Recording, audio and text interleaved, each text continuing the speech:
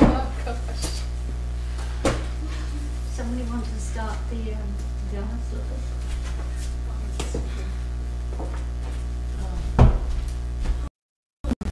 Sure enough, isn't it? It's Gita Jnana.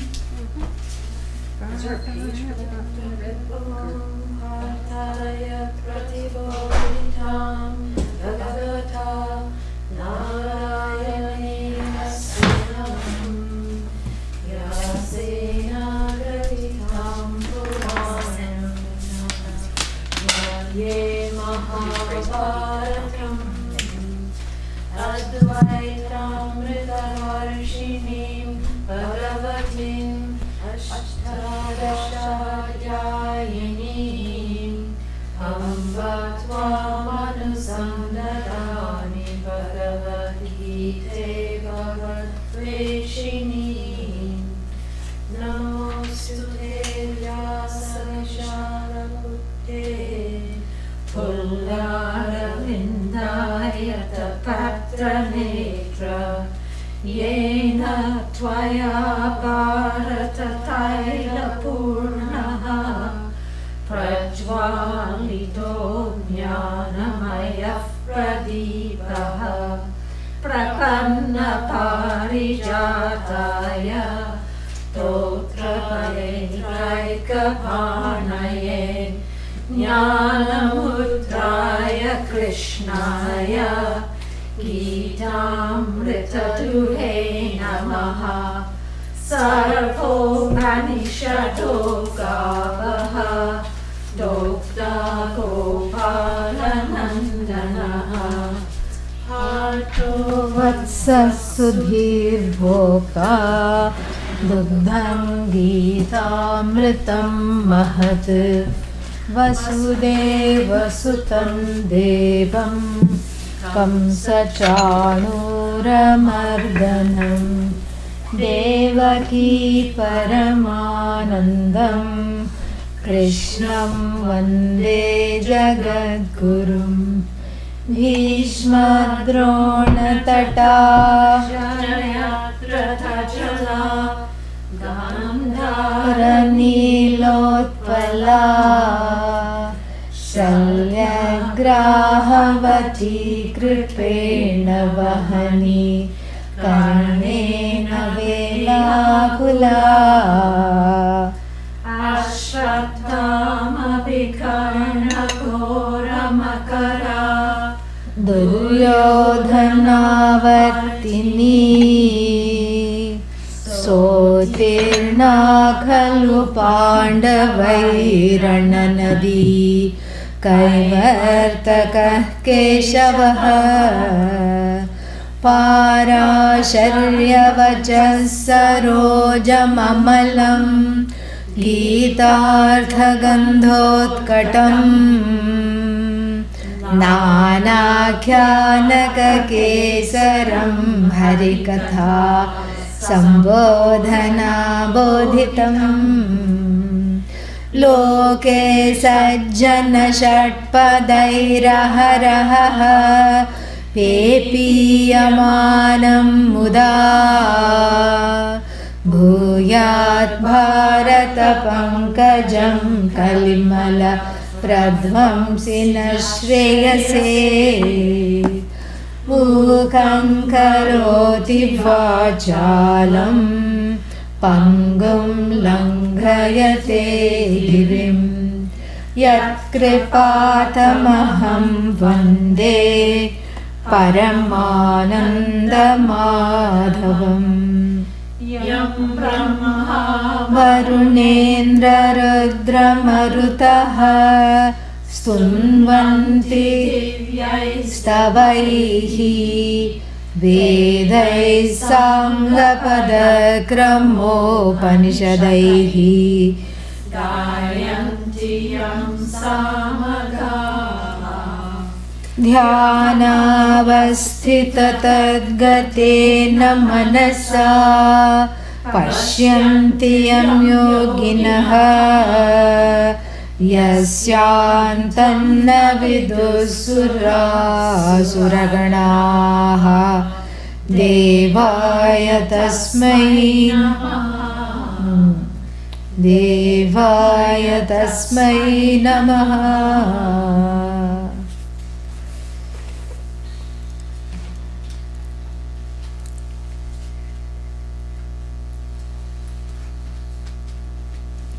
What is your name? Oh, I'm Peter. Peter, you came from Core Valleys. Yes. Welcome. Thank you.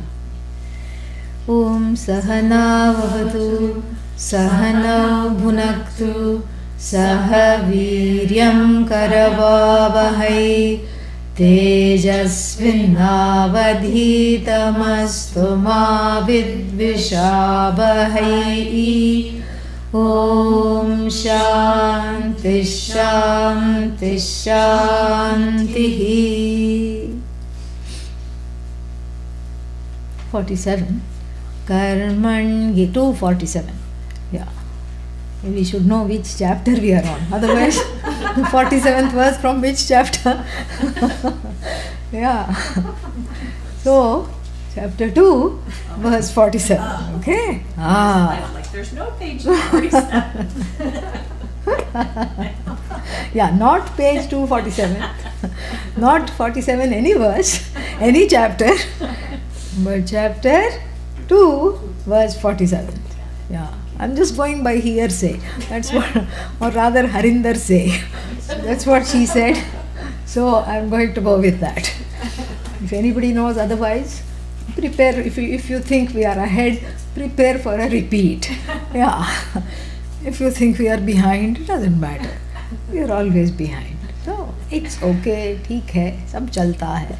So 47. How does that go? Karmanyevadhikaraste ma phaleshu kadachana ma karma phala heturbhuhu ma te sangostva karmani yogastha kuru karmani sangam tyaktva dhananjaya Siddhya siddhyo samo bhutva samatvam yoga uchyate.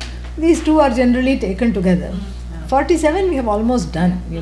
We finished that. But since it was such a long time ago, for my sake we will revise it. So 47 and 48, two things about these two verses. First thing is that they are taken together. They constitute the bulk of the definition of what in the Hindu tradition is famously called karma yoga. Yeah. Here it is just called yoga. It is called variously karma yoga, buddhi yoga, all these things. But yoga here doesn't mean what? Asanas, not getting into a pretzel position. No. So it is of course about joining, because the word yoga is a noun form of the root verb yujir, and yujir has many meanings, and in fact it's 3 different root verbs from different conjugations. Yujir, all these things, there are different forms are there.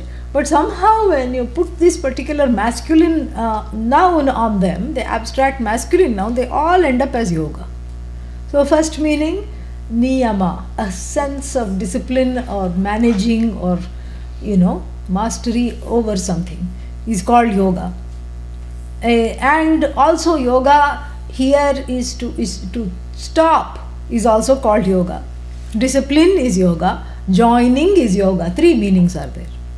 And here in the Bhagavad Gita, the word yoga is used in all senses. Mostly in the sense of a disciplined lifestyle that we are discussing here. But in the other 2 senses are also about even the joining is implied. Because in the asanas, various body parts that had no connection to each other, never thought that they would even meet each other, are joining. That's why it's called yoga. Here, various attitudes, this is what it is. The various attitudes clamoring for attention. What attitudes? You can only imagine. Raga, attitude, dvesha, attitude. Raga, dvesha means strong preferences, binding preferences that tie you up and mummify you. You can't even talk.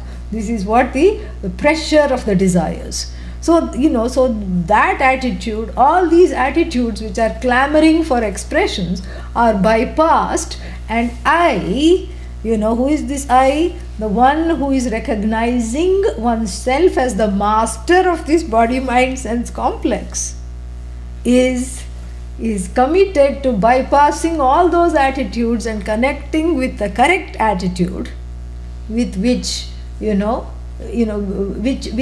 is the override button for all the other attitudes. And what is this correct attitude? That is what is described in verses 47 and 48.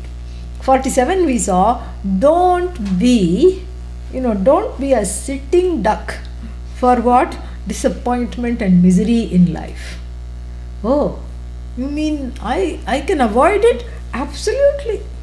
You mean disappointment is dispensable? Absolutely. That's why it starts with a D. D for dispensable. Yeah, D for disappointment. So how to dispense with disappointment? Somebody said, don't expect any results. This is a tall order, right? So if I don't expect any result, especially on a day like this, what do you feel like doing under the covers? You feel like going because what's the point? Don't expect any results means why should I wake up? Why should I brush teeth if I don't expect any results? Why should I cook? Why should I feed myself? What's the point? If I don't expect any results, I don't do anything at all. No. That's not correct. Well, good.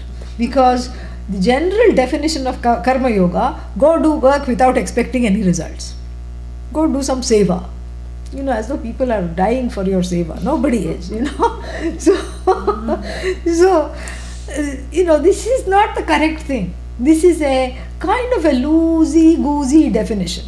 Very loose definition. It's not a proper definition fit for what the Bhagavad Gita is trying to say. It is a definition all right, but just something that has just come from my own mind, from a kind of a half-baked reading of the Bhagavad Gita, not really understanding its purport. And these things gain, the wrong definitions become viral. Yeah, they gain infamy. It's in fact so difficult, because then our jobs, one of the occupational hazards of being a Swami is that you have to then go correct all these definitions in various minds that are attending the class. This is the occupational hazards. Yeah, because already there is a preset notion. What is the preset notion? Do something without expecting something else. How to do anything?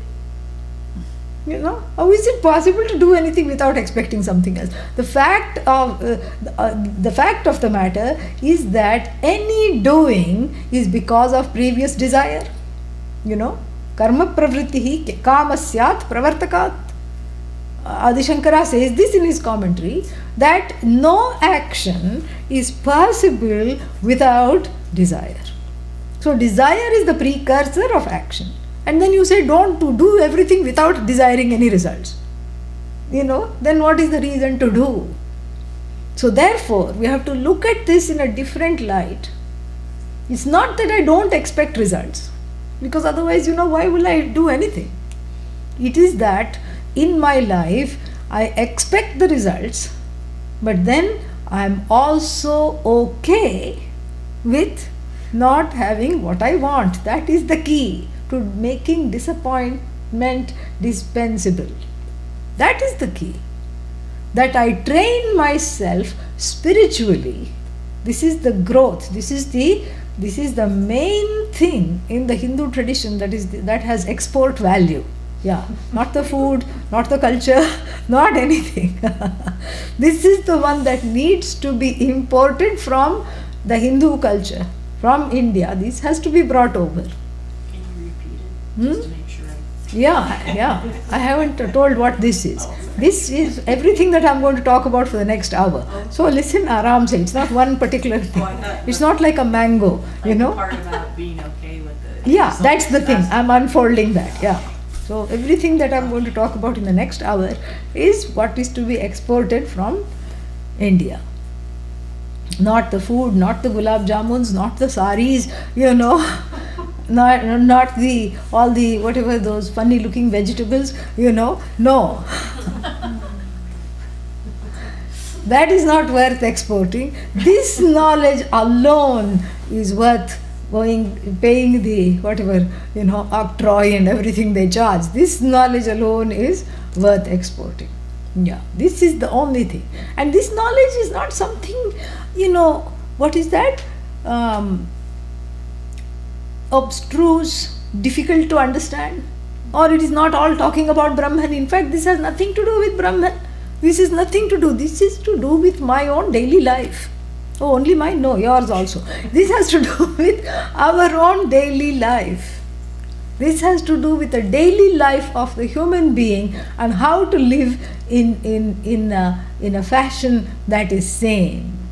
How to live while retaining my senses around me, while retaining my sanity. This is the most pragmatic aspect of this knowledge, because this knowledge has two components. One is the vision of the whole, and that we have already seen.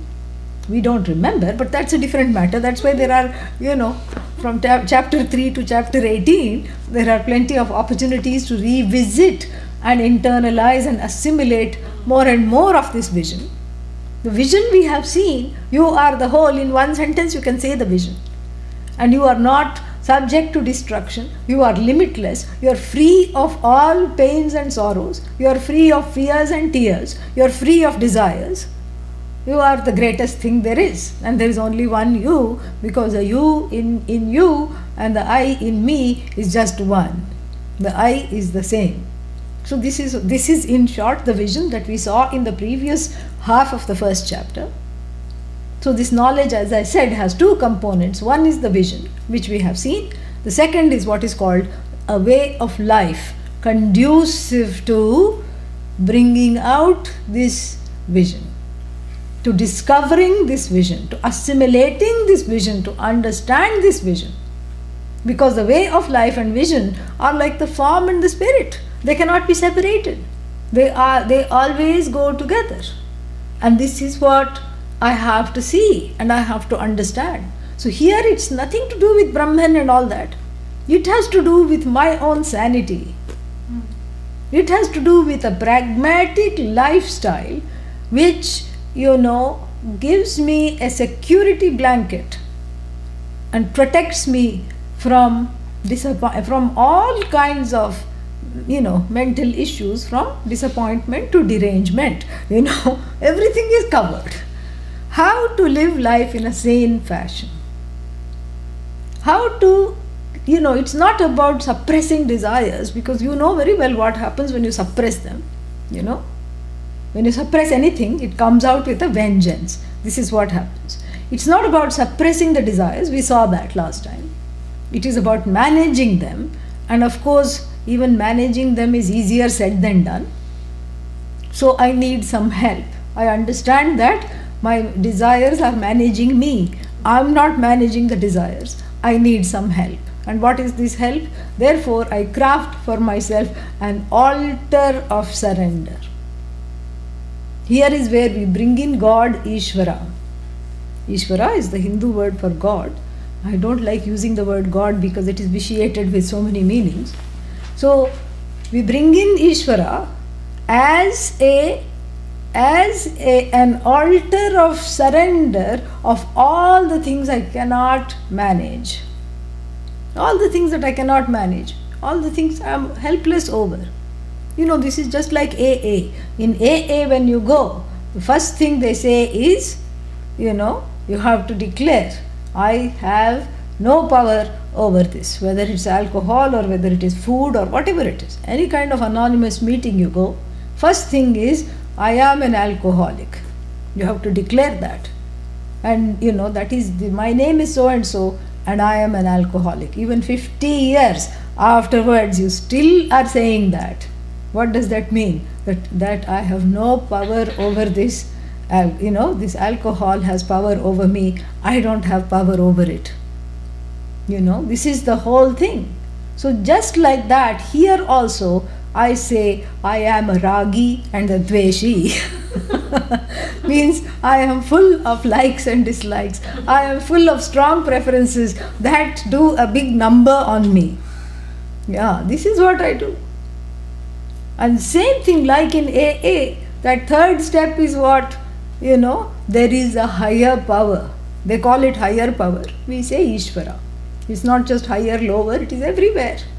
It is you. Yeah. So I have to trust that there is something there. There is a law, there is a series of laws out of which even this body mind has been crafted. It is called the law of karma. And that there are all these likes and dislikes in my head is also part of that same law, the psychological law. And that some of these desires I am okay with, some of these desires, I am not okay with because they seem to have power over me. That's also a law. That I can let go of their power is coming also within the scope of the possibilities of this law. Then how to let go of their power over me? I let it go every day before I go to bed. I dedicate them to Ishvara. Literally just like that.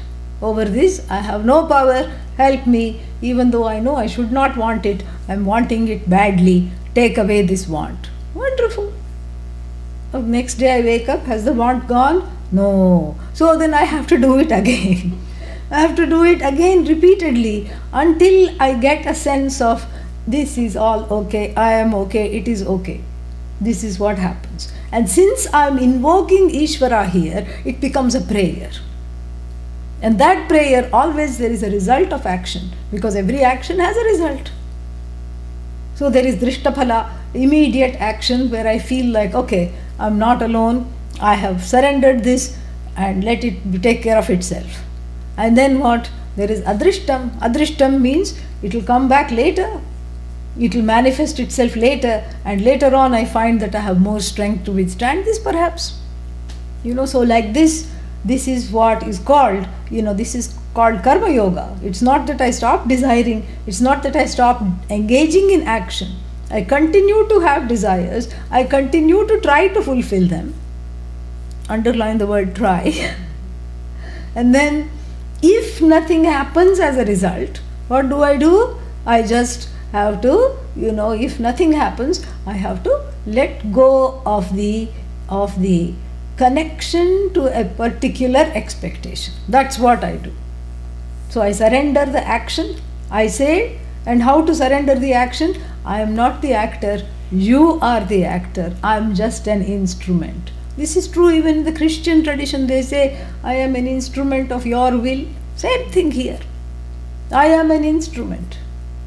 I am doing what is to be done, and I am doing this, and that is another component. We'll talk about that later. So I am doing what I want to do, what I need to do. And then what? Let the result come. Yes, I'll be sad if I don't get my way. But I'll be less and less sad because I'm training myself to not be totally connected to only one particular kind of expectation, because therein lies the disappointment. Therein lies the disappointment. And so therefore, if I dedicate my actions to the Lord, to Bhagavan, to Ishvara, then whatever comes I see it as what? Yeah? What is the Sanskrit word? Prasada. Prasada means an offering, whatever has come. It's like going to the temple, one day you are given that ball of calories, it's impolite to call it that, but that's what it is, a ball of calories. Today I was reading one article about all the secret recipes of sweet dishes in Tamil Nadu temples. Yeah, near Madurai. Wow.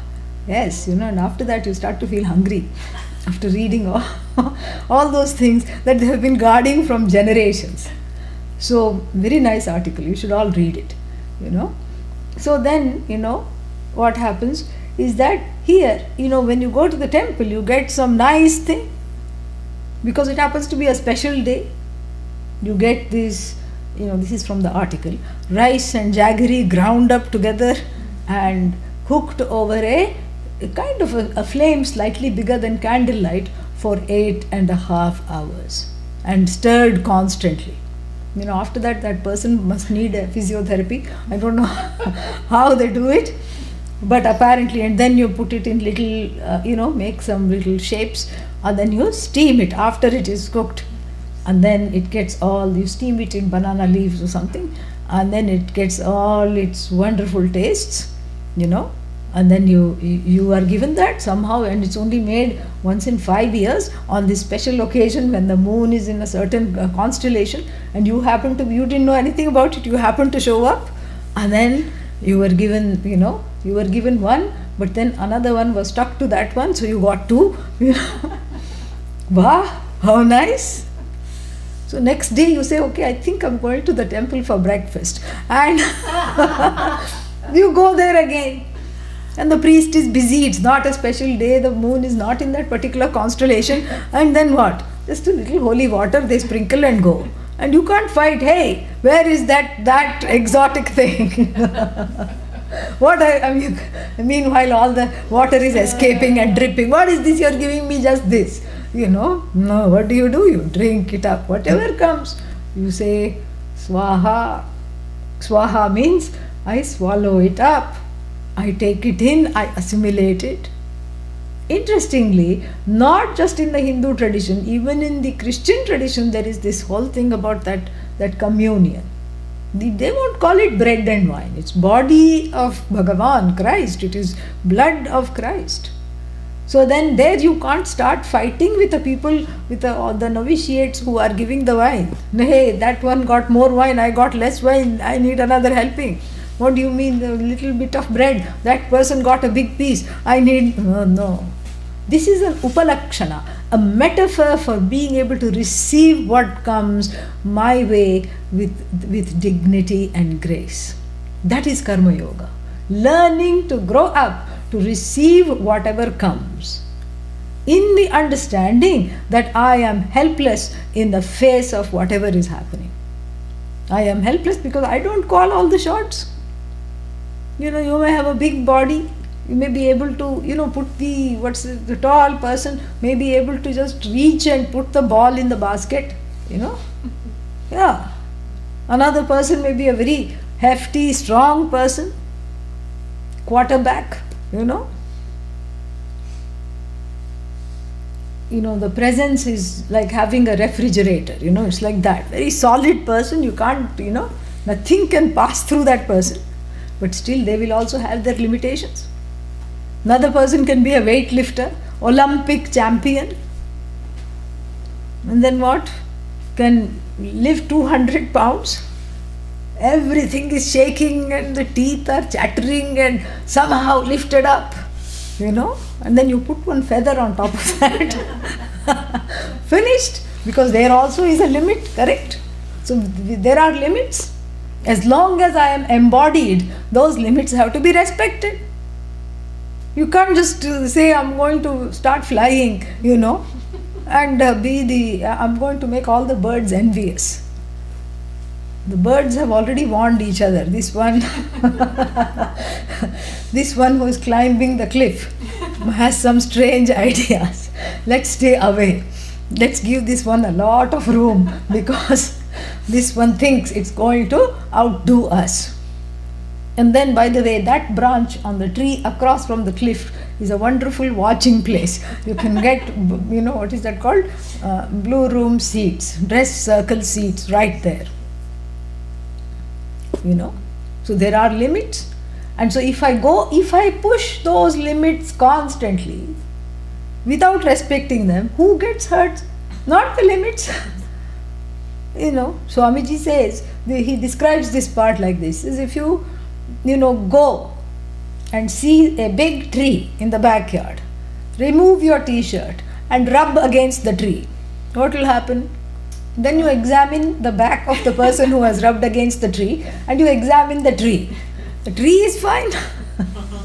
You know.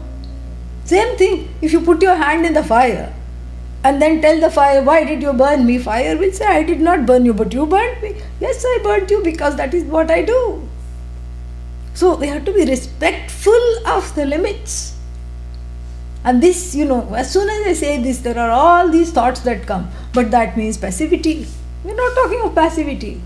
We're talking of respecting what is. And in the Hindu definition of Ishvara, it is not some guy sitting in the sky and dispensing laddus and blessings. No. What is the Hindu definition? It's the manifestation of what is. So what is I encounter every day in every way, correct? I keep encountering what is, because I can't encounter what isn't, simple. So I can only encounter what is, and that is the face of God I have to get to know. That is the face of Bhagavan. That is what is darshan. You don't need any other darshan. This is darshan. Every day you look, your life brings in some Pandora's box. Some biting things come out some days. Some days some fragrant things come out. Some days some nice things come out. Some days some horrid things come out. I have to be able, first thing I have to be able to have a sense of equanimity independent of the things that I am encountering. That is the thing. Samatvam yoga uchyate, we read that. There are two definitions here in Karma Yoga. First one is samatvam, equanimity. Not in terms of action. It's not that I do the same action over and over again. Not in terms of the results, but in terms of receiving the results. Now, if I only have equanimity while receiving the results and not at other times, that will look silly. So it's not just in relation to the results that I develop equanimity. I discover this equanimity independent of the results of action. And so when the results of action are there, then what happens? I have samatvam. I have this equanimity with which to greet the results of action. It's not that in response to the result of action I am developing equanimity. I am developing equanimity as my own spiritual practice. So this is constantly happening, the equanimity. And then when it strengthens, it's just like going to the gym. You can't do 2-3 pull-ups and then look at the muscle. What will have happened? Nothing.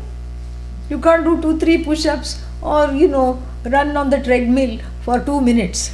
Jog, jog, jog, jog, jog. And then what? And then see what has happened. Nothing will have happened. It's only day by day, your tolerance threshold increases. Correct? First you just saw the face of the gym and came out many days because usually they do this in the new year. January, the membership rates of all the gyms climb up. Why? Because December everybody has eaten too many pies and sugary things, holiday sweets. Then January, everybody has what are they called? New Year's resolutions. Yeah, that's what. Resolutions. One thing that is resolute about these resolutions is that they don't last. So then everybody buys one membership for this gym. And then what? First day you just go and have darshan of it and come back. First few days. Because you just cannot muster yourself to go in. Because the pies and the sweets are protesting and saying, no! Let's enjoy the fat that we have accumulated. The body is very resisting. The body thinks I need fat to encounter this winter. So I just need that's my own coat. I have grown myself a little coat. Fur coat without the fur. That's all. A skin coat. And so why are you taking that away from me? Of course the mind also is not ready. Then after 3 days you venture to go inside. And then what? Your friendly trainer comes and catches hold of you. And then, shows you the equipment. And as he or she is showing you, that person of course has to look really like a pair of tongs, very thin and very wiry.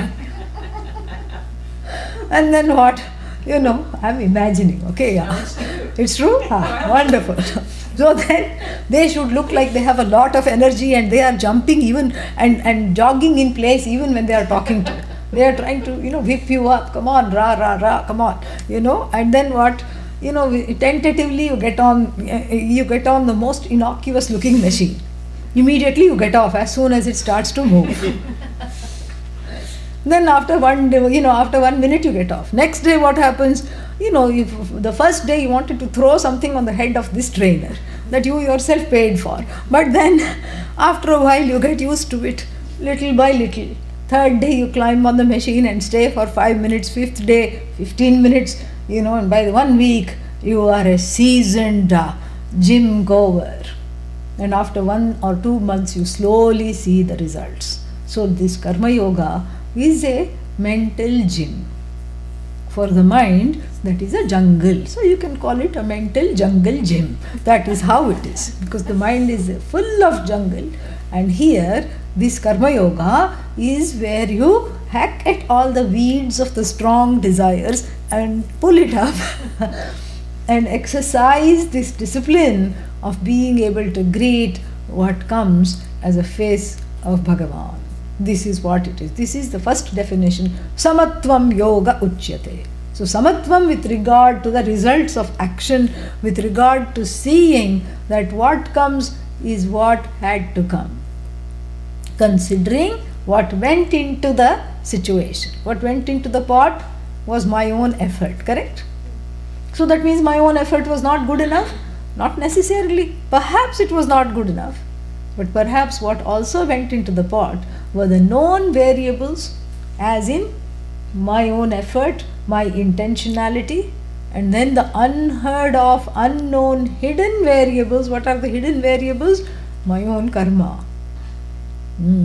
My own karmic, trajectory which inhibits me from getting this particular result. So therefore, the prayer becomes very important because I learn to dedicate it and I also learn to help myself. So I see that my own karma is standing in the way and I have done everything to help myself and still it is not being helped. So what do? I just pray. I learn to see that in every failure, what is a win-win situation. It's a success. Every failure is a success. Why? Where is the success? The success is in my growth of how I am looking at it. That is the success.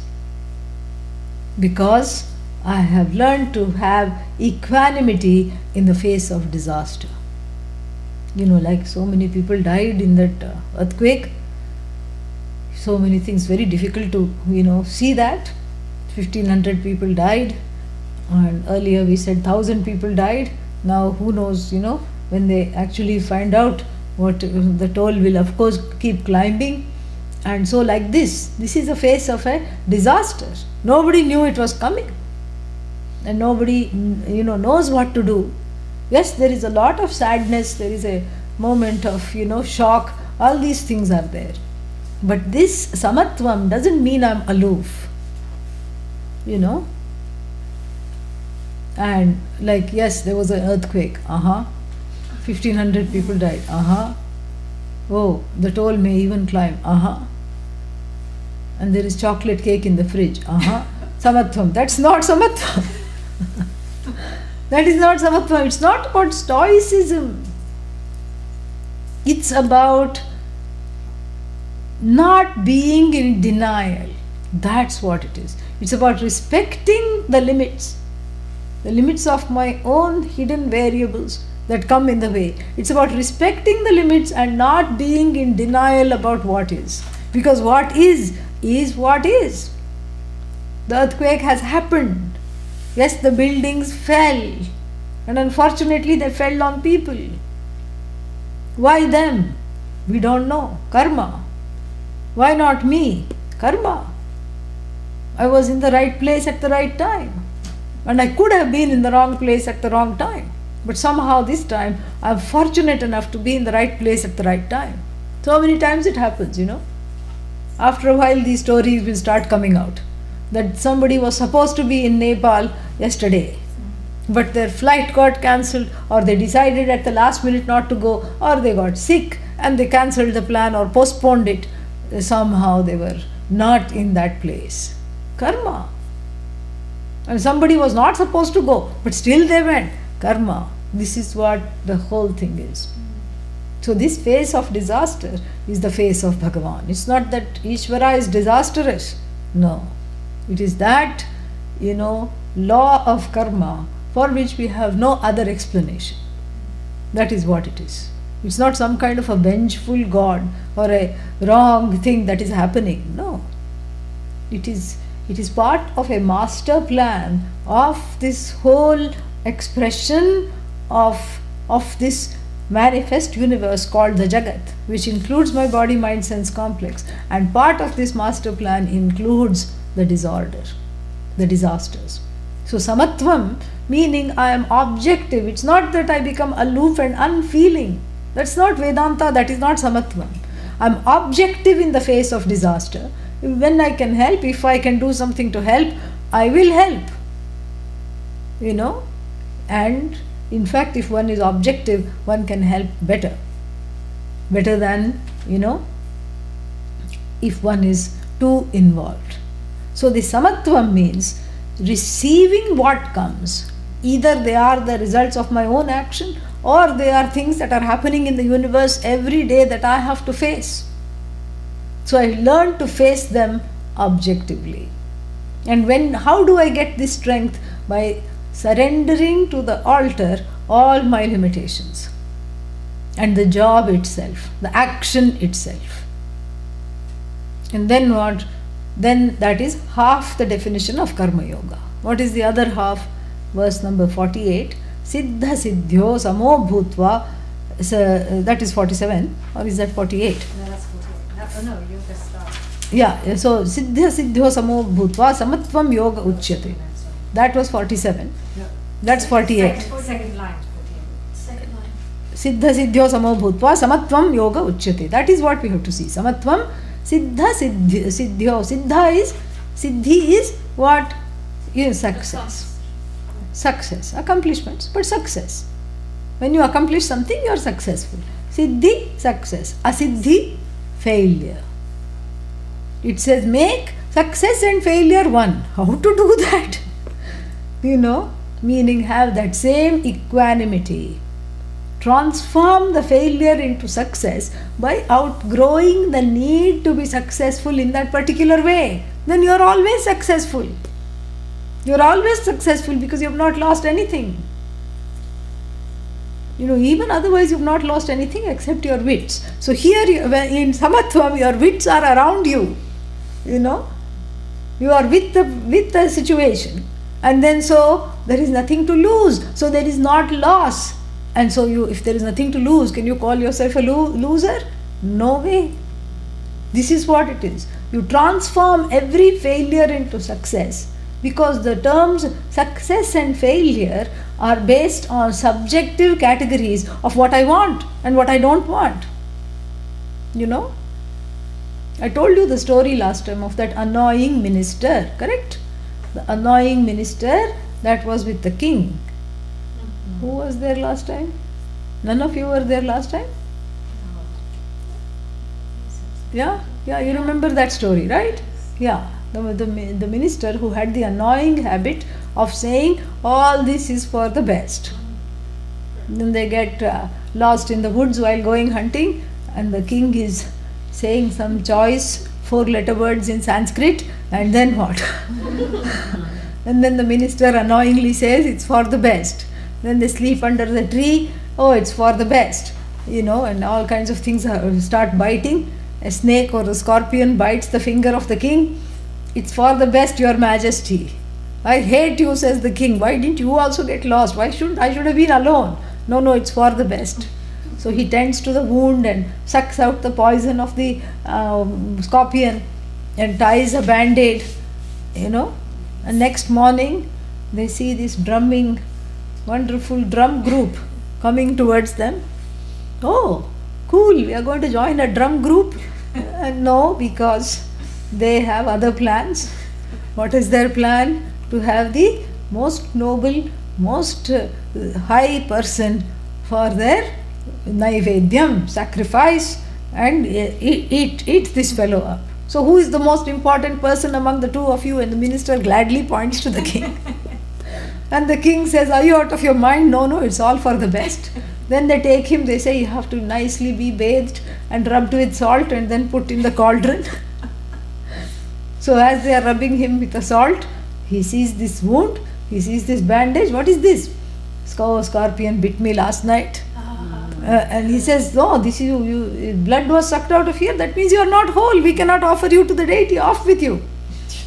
And then he understands what the minister was saying. It's all for the best. It's all for the best. It's all for the best. It's a way of looking at it. It's really the way of looking at it.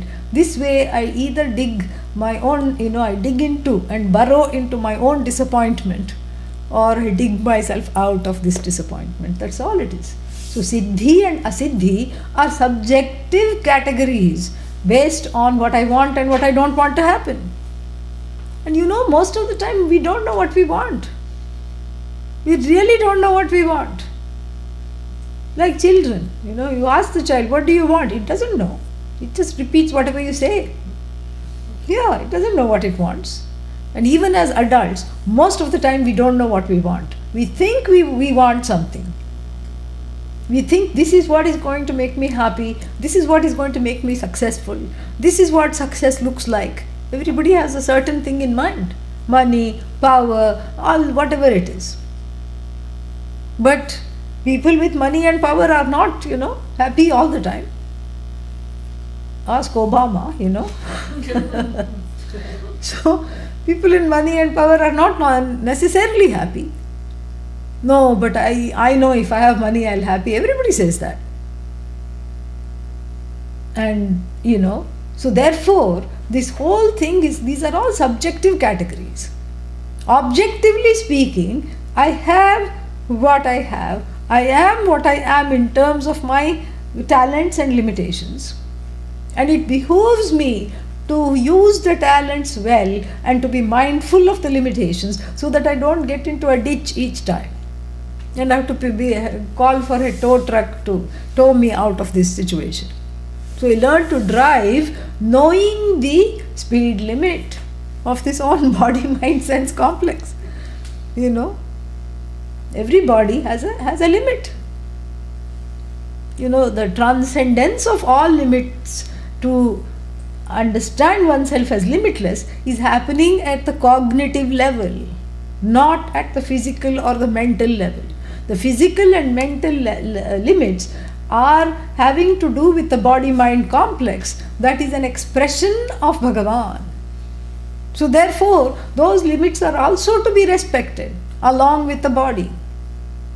So if I go against the limits, then what happens? It's like rubbing against the tree, or putting the hand in the fire and then getting angry at the fire. Why on earth are you burning me? So therefore, this is a half of the job done. Meaning what? I have inoculated myself with the vaccine of samatvam. I have inoculated myself against sorrow, fear and disappointment. All three things, like measles, mumps and rubella, MMR. There is a vaccine. So here, sorrow, disappointment and fear. I have inoculated myself. This is the samatvam. Samatvam means equanimity. The vaccine or the inoculation of equanimity, renders me immune to disappointment, immune to all fears and all tears. This is what it is. Only difference is, for the measles, mumps, etc., one time is enough. This one I have to give myself a shot every day. Every day I have to give myself a shot, until it is so much internalized. One day I forget to give myself a shot and nothing happens. That is what I have to do. This is the inoculation, equanimity. And that equanimity, when it comes, and it's something I have to cultivate, It is there as a potential, as a possibility, because the Atma, myself, the truth of myself is always Samatva, Sama. But it is there as a latent potential. I have to bring it out. I have to do a few things to be in equanimity. The first thing is to discover the devotee in myself. Without devotion, without discovering myself as the devotee, equanimity can be kissed goodbye. No possibility at all. Why? Because in the process of trying to have equanimity, I get disappointed. In trying to inoculate myself against disappointment, I am getting disappointed means what? This is the situation. So therefore, I have to have some place to turn other than things like the significant other than all these things, which of course are okay. The support group is nice. But they also have their own needs. They also have their own disappointments. They are not always available for me. I need an altar of surrender that has the power to alter me. That is what is the first thing to gain this samatvam. I need an altar of surrender where I can tell all the problems. And then what do the devatas do? The devatas smile and go like this. All the deities we have, that's why we are not afraid. We don't bother with this one God, many God business at all. For us, everything is God. All there is only God. So we have the privilege of worshipping any form, any name, anyhow. It's building this relationship between myself, the lost individual, and the total, which is never away from me, except in my own awareness. And so this gap is bridged through bhakti, through shraddha, between the individual and the total. The total is Ishvara, the individual is what? Also Ishvara, but happening to be in this body, mind, sense complex. So I relate to the total, and in this relationship, a lot of things are righted. Equanimity comes as a prasada of this relationship. In fact, the prasada buddhi is itself a prasada of my devotion. So without devotion, it doesn't come. And second also is this, the free will. We have to know a few things about the free will to develop equanimity. One thing we know is that the free will is not really free. It's an oxymoron, free will. Unless it's actually not true, free will. Unless you're using free as a verb, then you can say free the will. That's different. That's different. Free will means what? How is it free? It's free. I can walk. I can go for a walk. Okay, you can go for a walk. I can go shopping. I can buy whatever I want. Really? Are you really buying what you want? Or are you buying what the society wants you to buy? All those things for children, all the sweet things are kept on the level of the children. For adults are certain things. And now with all this, what is that? Organic hang up. Everything is organic. And then another hang up, gluten free. Gluten free now has taken off like anything. Now everybody treats gluten as though it's a dirty word. And they will write on strawberries. I saw a box of strawberries, gluten free. Things that never had gluten and never, would have gluten in 1,000 years are labeled gluten free. Blueberry, strawberry, what is this? Oranges, gluten free. This is what the whole thing is. Is your will really free? The free will is bound up in all kinds of. You can sit on the couch here, sit there. I'm okay. Yeah. So, the free will is bound up in all kinds of limitations.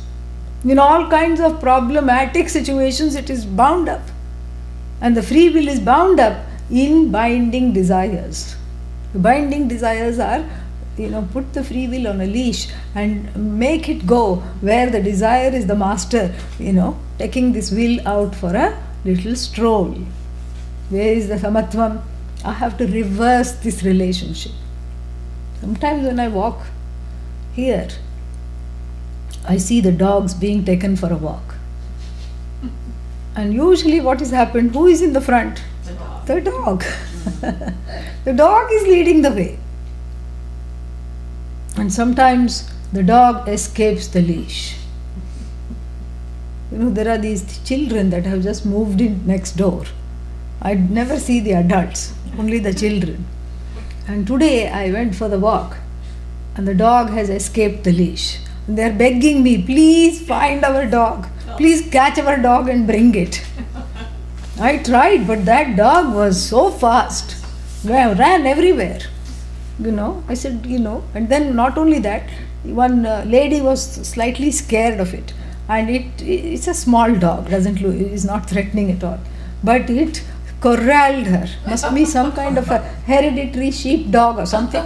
It corralled her barking and she was jumping in the middle. I said, don't do this. And she was trying to, she had something she was carrying and she was trying to hit it. I said, don't do that. That's going to, that's going to make it worse. And she said, do you think I should just stand quietly? I said, that's exactly what you have to do.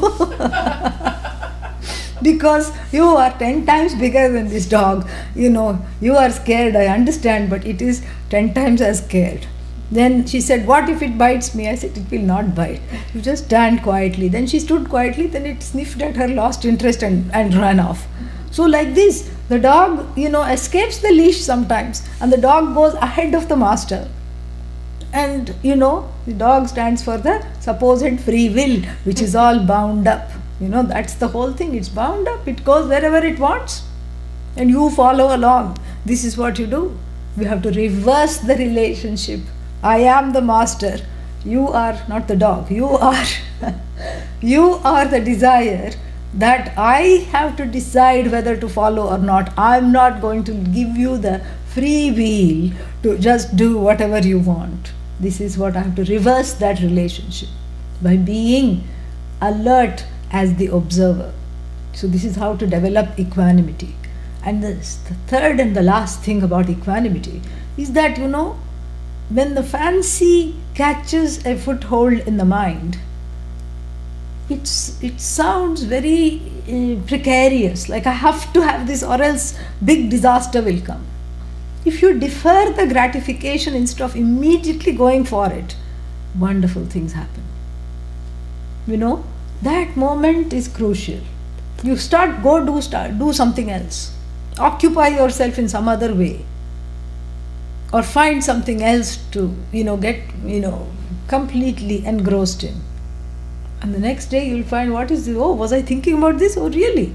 Why? That is how it is. So that those fancies, you first, just ignore them and do something else. And most of them just die away. And if it remains the next day, do the same thing next day. If it remains after that, then you dedicate it and cultivate the samatvam. So this is all about samatvam.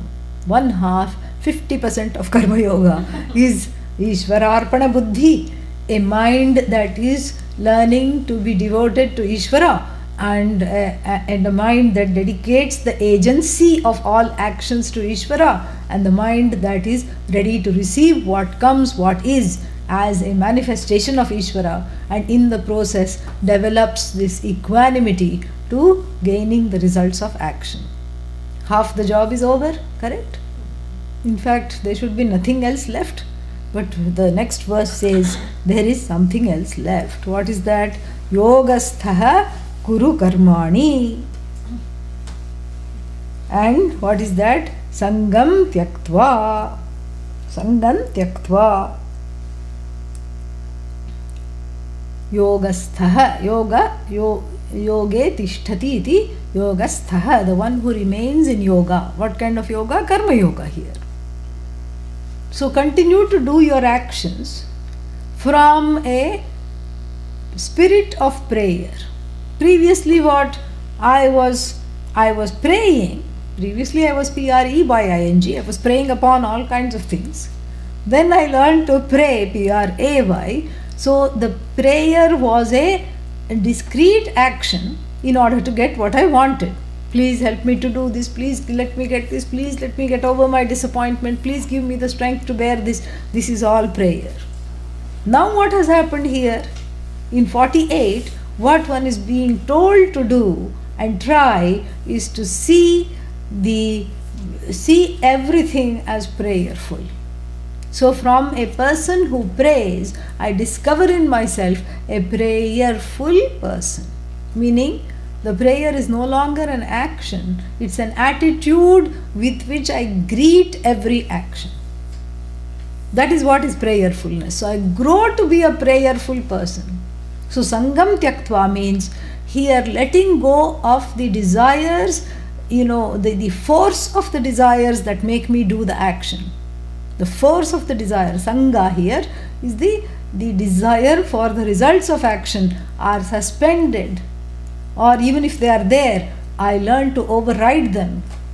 Sangam Tyaktva, that association of the action to the desired results, that link is chopped off. Why? Because I'm not interested in the results of action. What am I interested in? Samatvam. I'm interested in self-growth here. Samatvam is a metaphor for self-growth. I am interested in my spiritual growth. And so all the actions that I do are not for the sake of getting the results, but for the sake of improving what? My samatvam, improving my own spiritual, initiating my own spiritual growth. So I use the day-to-day actions in order to grow spiritually. How wonderful! So how to use the day-to-day actions to grow spiritually, that is also explained. Very easy, because in the Hindu Dharma there are 5 kinds of actions. Actions have been divided as 5. What is the first action? No, that is those 4. No. Here, what one has to do every day, there are 5 kinds of actions. What are they? Let's see if anybody knows online. What are they? Everyday actions, you clean yourself, you do the worship. Yeah, what is that called? Nitya karma. Nitya karma. Nitya karma, things you have to do every day. You have to wake up, you don't have a choice, correct? Yeah. Even if you stay in bed, you will be awake. Prarabdha, karma wakes you up. So, Nitya karma are actions, not actions that you do every day. Actions that have to be done by you every day. That you have to understand. What are Nitya karmas? Actions that you have to do. Not what you choose to do. Not what you like to do. But those things that have to be done. Nitya karma. You can't leave it out. Including worship. Including, personal hygiene. All these things are Nitya karma. Daily you have to do cooking, You can't cook once a year and then put everything in deep freeze. Yeah, you can, but it's not a very good way to live. So then we have occasional things that are done occasionally. Naimittika karma. Like some festival, something, whatever. Naimittika karma. Nimitte bhavam naimittikam. So, naimittika karma, occasional karma. Like there are certain rituals, full moon, new moon, like that you do. Pradosha, naimittika karma. And then what? We have nitya karma, naimittika karma, then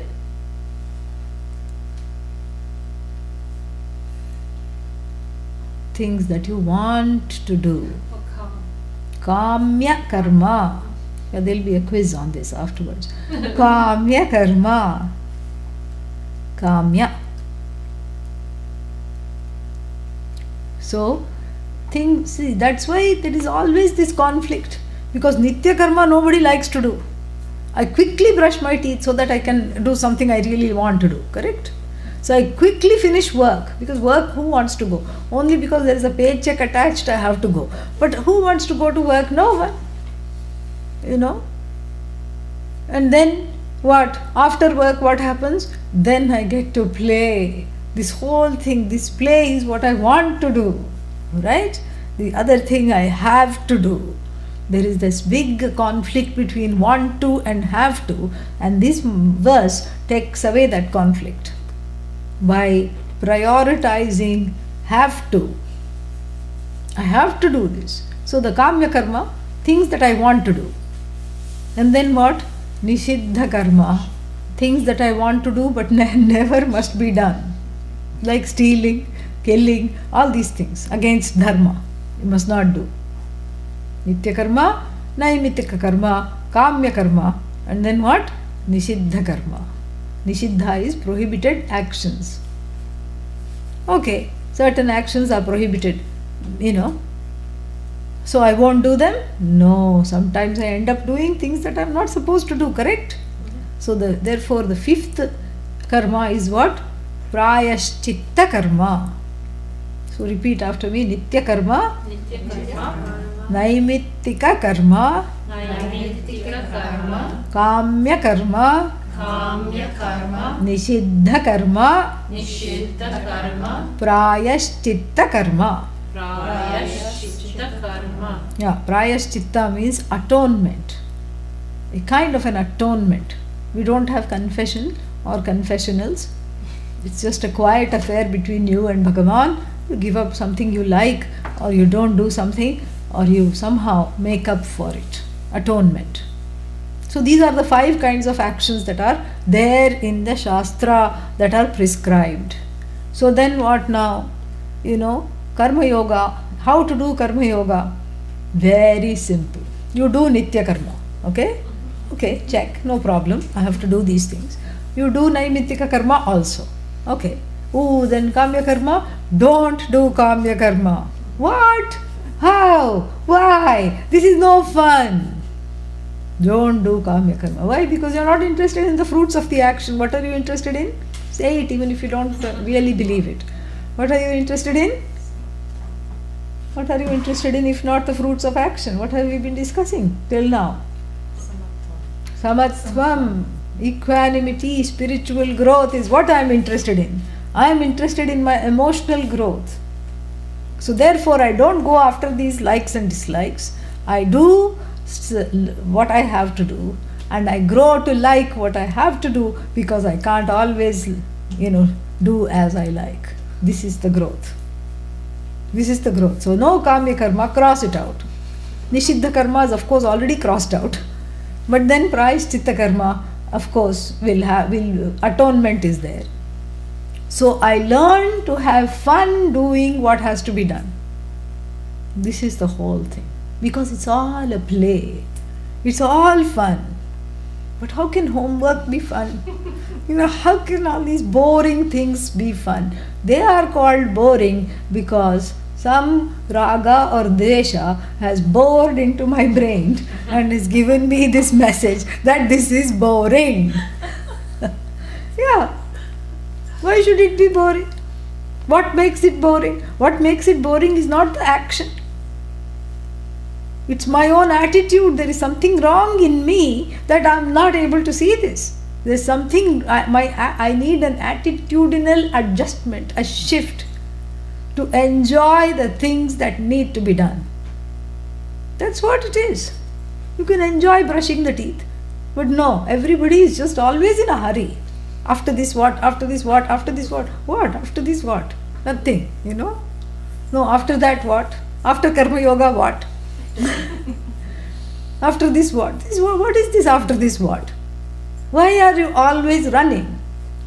Why is everyone always looking towards the next thing? This is how we lose the moment.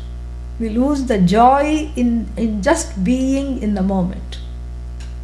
And this is what is the whole, treasure trove of mindfulness which the Buddhists have taken and made into a different tradition. This is the Zen of Karma Yoga. This is the Zen of Hinduism. Yes. And what is this Zen? It is to know that I'm not bound. I'm not, bound to do these things. I can enjoy, to learn to enjoy what I have to do, because I can't always do as I like. I can't, it's impossible. So when I learn to like whatever needs to be done, then I am always in the moment. Very nice. So this is what is the Sangam Tyaktva. Sangam here, Sangha means the association with these subjective categories of the mind. What is that? Want to do, have to do, nitya karma, kamya karma. Because here I am converting the action to be the treadmill for my spiritual growth. So it doesn't matter what I do. What I do least matters. Matters in the slightest not. Why? Because I am not interested in the results of those actions. I am not even interested in the action. What am I committed to? My own self-growth. That is what I am trying to achieve. So any action is as good as anything. So I can sit and, stamp some things all day long. If that's what I have to do, I can work in an assembly line. I can do whatever I need to do because I am doing this for my own growth. This is what is Sangam Tyaktva Dhananjaya Yogastha, being committed to yoga. Yoga here is Karma Yoga, which means a great component of it is my own self-growth. And then what happens? A miracle happens. What is the miracle? There is no siddhi, there is no asiddhi. There is no failure here. It's impossible to fail in Karma Yoga. Nobody can be a bad Karma Yogi. It's not possible. It's not possible to be a bad Karma Yogi. So you can only be what? A good Karma Yogi. So therefore, this is what is called Samatvam and the focus on self-growth. Samatvam Yoga Uchyate. There is one more definition that we are going to encounter in not the next one, but the one after that, in verse 50. So let us chant now 49. Durena hyavaram karma, Durena hyavaram karma, buddhi yoga dhananjaya, Buddhi yoga dhananjaya, buddhi yoga dhananjaya. Buddhi yoga dhananjaya. That A is not sounding at all. Buddhi yoga dhananjaya, Buddhi yoga dhananjaya, buddhau sharanam anvichha, Buddhau sharanam anvichya, kripanah phalahetavaha, Kripana phalahetaha, buddhi yukto jahatiha, Buddhi yukto jahatiha, ubhe sukruta dushkrite, Uhe sukrita dushkrite, tasmad yogaya yujyasva, Tasmad yogaya yujyasva, yogah karmasu kaushalam. Yoga karmasu kaushalam.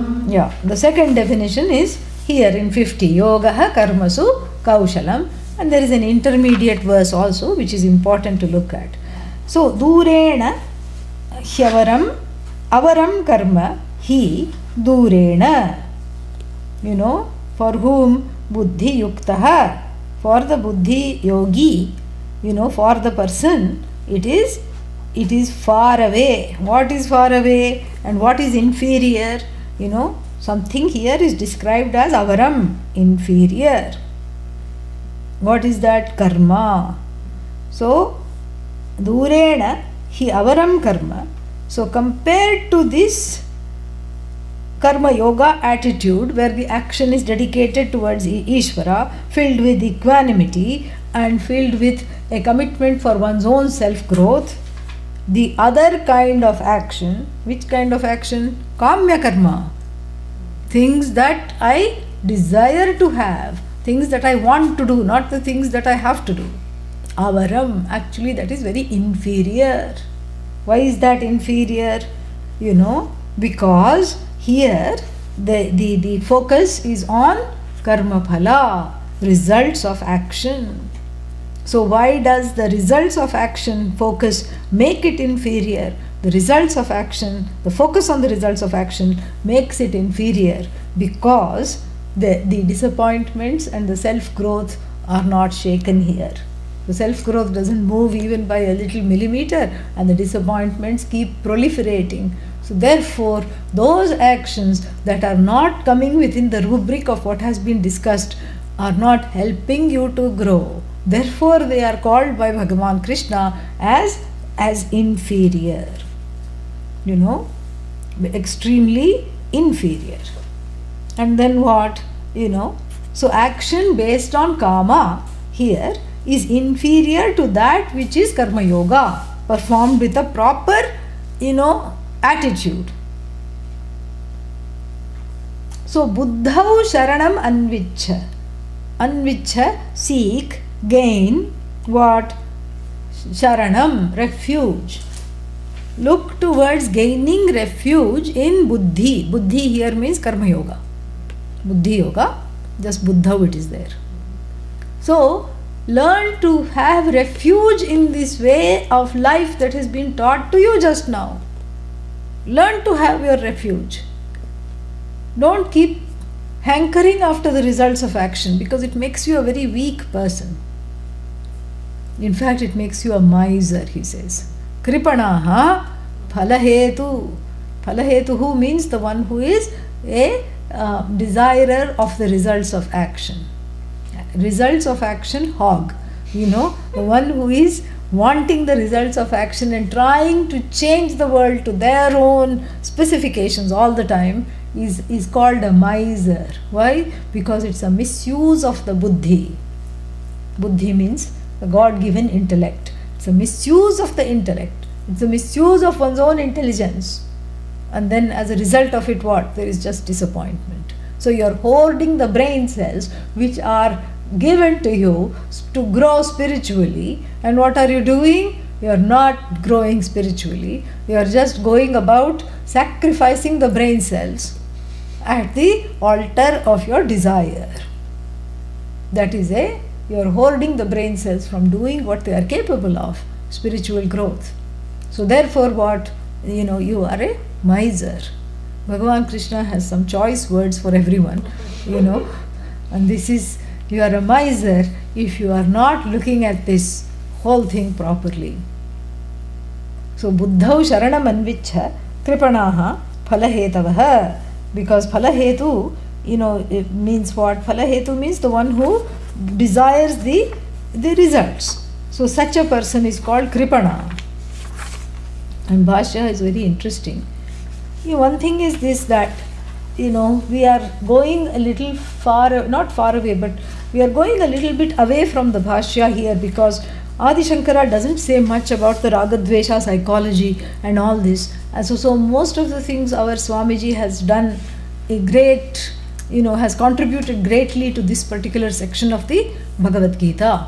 So whatever I'm talking, even though Bhashya we will read and assimilate, it's already actually incorporated in whatever I have said. So this, what we have said, is something which is Swamiji's contribution to all the things that are here.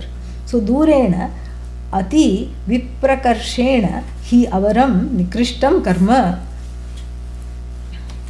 phalarthina kriyamanam buddhi yogat samatva buddhi yuktat karmanah janma maranadi hetutvad he dhananjaya yatah evam yoga vishayayam buddhau tat paripaka jayam va सांख्य बुद्धौ शरणम आश्रयम अभय प्राप्ति कारणम अन्विच्छ प्रार्थयस्व परमार्थ ज्ञान शरणे भव इत्यर्थः यतः अवरम कर्म कुर्वाणाः कृपणाः दीनाः फलहेतवः फलतृष्णा प्रयुक्ताः सन्तः यो वा एतदक्षरं गार्गी अविदित्वा अस्मान् लोकात् प्रैति स कृपणः बृहदारण्यक उपनिषद इति श्रुतेः. So very beautiful and concise bhashya here. What is that? That this kind of action done for the sake of results and likes and dislikes does not bless you. It's far removed and totally inferior than what has been recommended earlier. Because karma done with the expectation of karma phala binds. And then due to it being the cause of more sukha, dukkha, janma, marana, etc., more samsara. And then because of this, so therefore what? Please take refuge in karma yoga. Or he says the yoga here, Buddha, he also you will sees it as jnanam. Take refuge in Sankhya yoga. Focus on this knowledge. Either focus on qualifying for this knowledge or straight away focus on the knowledge itself. That will protect you.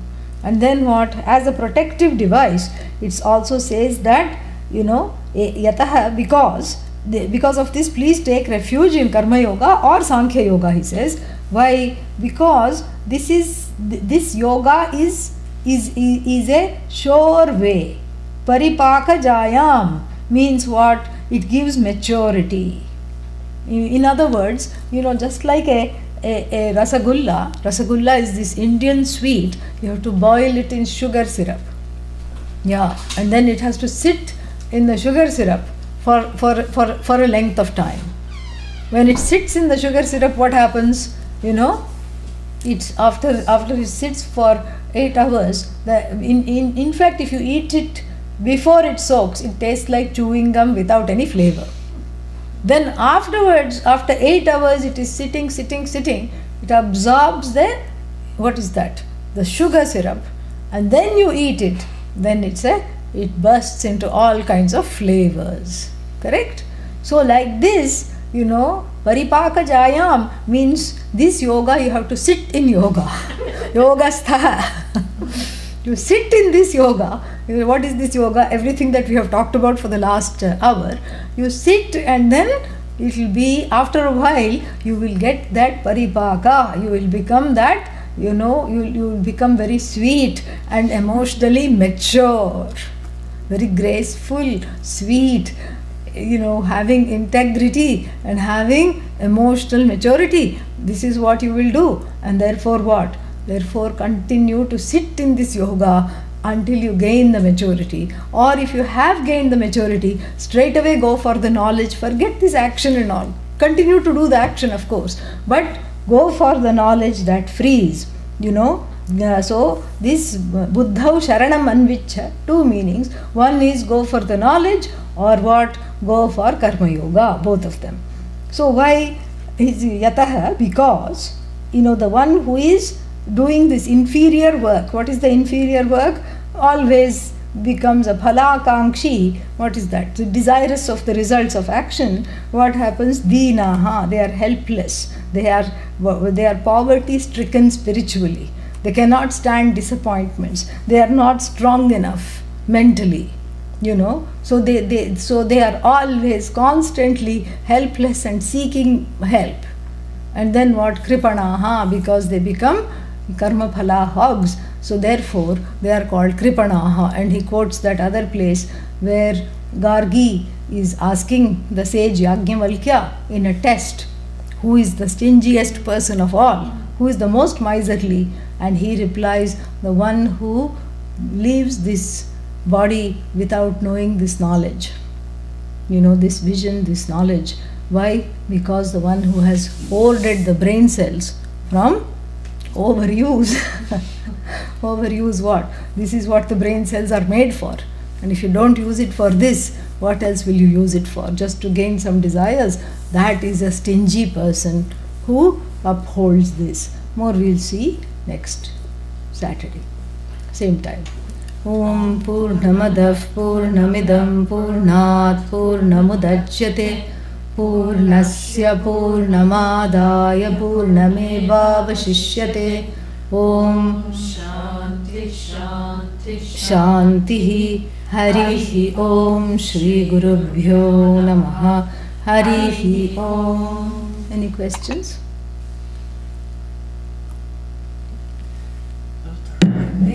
It's like likes and dislikes.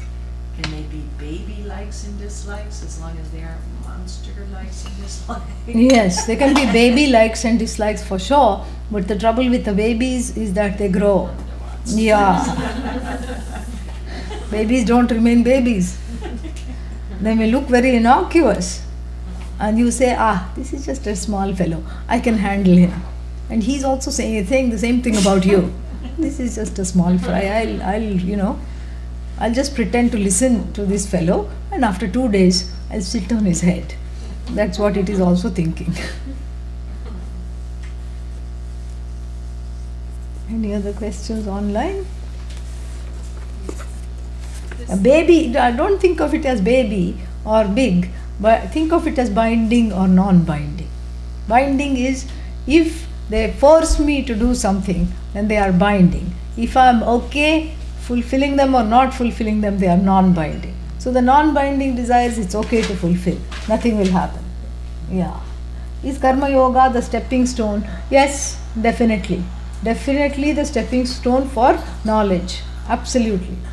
This is what is going to be talked about in great length on the beginning of the 3rd chapter. Why do fancies take over? Because somehow one is convinced, one has given our heart to that, and one is convinced that this is the only way to be happy, or only when I have this I am successful, my life is meaningful, etc. Because of the subjective, what is the word for it? The subjective, priorities in the mind. That is why it is difficult. They take over sometimes. So we just leave the fancies at the level of being fancies. We don't allow them to take over. You can distract yourself, you can do other things. Yeah. Focus on the knowledge, the fancies will go. Yeah. They will leave.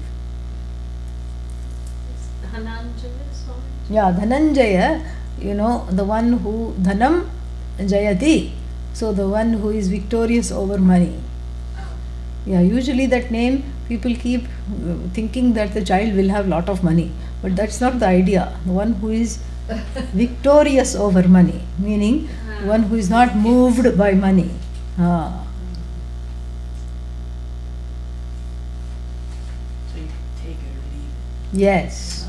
Command, has a command over money, in the sense that not take it or leave it. In spite of having it, is not moved by it.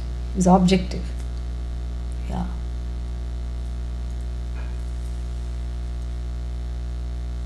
Oh.